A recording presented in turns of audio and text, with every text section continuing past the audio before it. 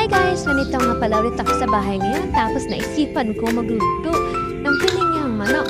Di yun, nagayat-kayat na ako ng sibuyas, bawang, katapos sinugasan ko na rin itong manok. Nilagyan ko ng asin para mawala yung lasa. 2 hanggang 3 hugas yan pero pinakita ko lang yung isa tapos ginawa ko na off kami yung 2 pa.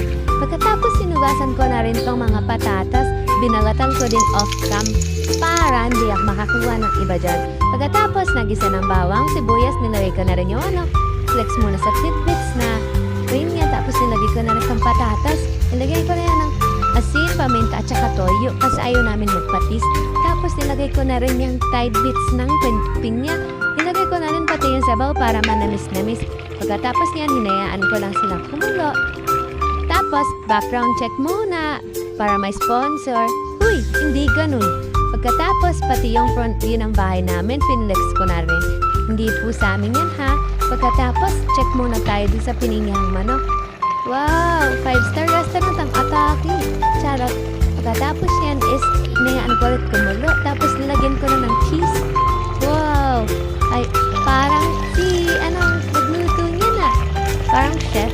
Uy, walang ganon. Pagkatapos yan, sinayaan ko lang ulit siyang kumulo. Pagkatapos, nilagay ko na rin siya sa mangkok para aesthetic.